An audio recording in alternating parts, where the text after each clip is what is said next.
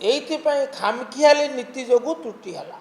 ଯାହାଙ୍କ ଦାୟିତ୍ୱରେ ଏ କାର୍ଯ୍ୟ କରାଯାଉଥିଲା ସେମାନଙ୍କର ଉପର ଠାଉରିଆ ଦୃଷ୍ଟିଭଙ୍ଗୀ ଯୋଗୁଁ ଏ ତ୍ରୁଟି ହେଲା। ଡିଟିପି କରିବାକୁ ଦେବା ପୂର୍ବରୁ ଦେଖିବାର ଥିଲା ଏହା ତ୍ରୁଟି ଶୂନ୍ୟ କି ତ୍ରୁଟି ଯୁକ୍ତ, ଦେଖିଲେ ନାହିଁ ଭୁଲ ନମ୍ବର 1।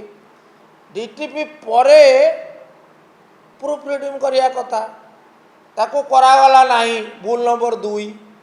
ଛପା ଯିବା ପରେ ଗୋଟିଏ ସାମ୍ପୁଲ ଛପା ପରେ ତାକୁ ଦେଖିବା କଥା, ପ୍ରୁଫ୍ ରିଡ଼ିଂ କରିବା କଥା, ତାହା ଦେଖାଗଲା ନାହିଁ ଭୁଲ ନମ୍ବର 3। ଏ ସମସ୍ତ କଥା ନକରି ବହି ଗୁଡ଼ାକ ବାଣ୍ଟି ଦିଆଗଲା, ଛାପିବା ପାଇଁ ନିର୍ଦ୍ଦେଶ ଦିଆଗଲା। 4 କୋଟି ବହି ଛପା ହେବା ପାଇଁ ନିଷ୍ପତ୍ତି ହୋଇଗଲା। ଆବଶ୍ୟକତା 4 କୋଟି ବହି, ଯାହା ଖବରକାଗଜ ମୁଁ କହୁଛି। ତେଣୁ ତ୍ରୁଟିପୂର୍ଣ୍ଣ ବହି ବର୍ତ୍ତମାନ ସବୁ ବିଦ୍ୟାଳୟକୁ ଯାଇଛି, ବିଦ୍ୟାଳୟରୁ ଛାତ୍ରମାନଙ୍କ ପାଖକୁ ଗଲାଣି। କେଉଁମାନଙ୍କ ଦାୟିତ୍ୱରେ ଏ ପାଠ୍ୟପୁସ୍ତକ ତା'ର ପାଠ୍ୟ ଖସଡ଼ା ପ୍ରସ୍ତୁତ ହେବାର ନିଷ୍ପତ୍ତି ନିଆଯାଇଥିଲା ସେମାନଙ୍କୁ ଦଣ୍ଡିତ କରିବା କଥା। ତାଙ୍କର ପ୍ରଥମ ଦଣ୍ଡ ହେଉ ଯେ ସେମାନେ ଆଉ କେବେ ଭବିଷ୍ୟତରେ ପାଠ୍ୟପୁସ୍ତକ ପ୍ରସ୍ତୁତି କାର୍ଯ୍ୟରେ ସାମିଲ ହୋଇପାରିବେ ନାହିଁ। They should be disqualified to associate themselves directly or indirectly any work associated with printing of textbooks. ଯେ ପୁଣି 4 କୋଟି ବହି ବାତିଲ କରି ଛପା ଯାଇ ଆଉ ଥରେ 4 କୋଟି ଛାପିଲେ ଯୋଡ଼ିଏ ଦୃଷ୍ଟିରୁ ସମସ୍ୟା ହେବ। ଏଇଟା ମୁଁ ହୃଦୟଙ୍ଗମ କରୁଛି। ଗୋଟିଏ ହେଲା 4 କୋଟି ବହି ଛାପିବା ପାଇଁ ବଡ଼ ବ୍ୟୟ ଆବଶ୍ୟକ ଏବଂ ସମୟଗତ ସାପେକ୍ଷ। ତେଣୁ ସେ ଦୃଷ୍ଟିରୁ ବହି ବଣ୍ଟା ଯାଇଛି, ନିଷ୍ପତ୍ତି ହେଲା ତାକୁ ସଂଶୋଧନ କରି ପଢ଼ାଯିବ।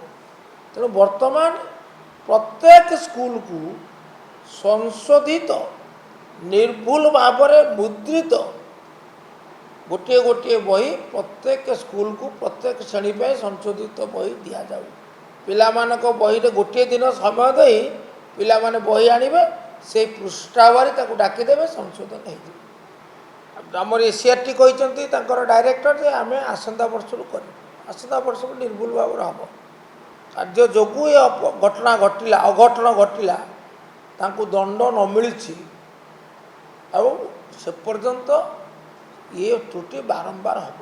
ଏବଂ ସରକାର ଏଥିପାଇଁ ଦୋଷ ସ୍ୱୀକାର କରିବା କଥା, କ୍ଷମା ପ୍ରାର୍ଥନା କରିବା କଥା। କାହିଁ ସେଟା? ଦି ଗଭର୍ଣ୍ଣମେଣ୍ଟ ସୁଡ୍ ବେକ୍ ଅନକଣ୍ଡିସନାଲ ଆପୋଲୋଜି। ପ୍ରଥମେ ଦୋଷ ସ୍ୱୀକାର କର, ହଁ ଭୁଲ ହେଇଛି, ଆମେ ଦୁଃଖିତ, ଆମେ ଅନୁତପ୍ତ, ସେଇଟା ନାହିଁ। ଆମେ ସଂଶୋଧନ କରିବୁ ନା, ସଂଶୋଧନ ତ କରିବା ପରେ ବର୍ତ୍ତମାନ ଯେଉଁଟା ହେଲା where is accountability? ଉତ୍ତରଦାୟିତ୍ୱ କାହିଁ? Government without accountability is no government, and accountability is an indispensable component of good governance. The government should not forget. Honorable Chief Minister should not forget. Where is the accountability? And if you want justice to be done, it should be done today, not tomorrow or day after.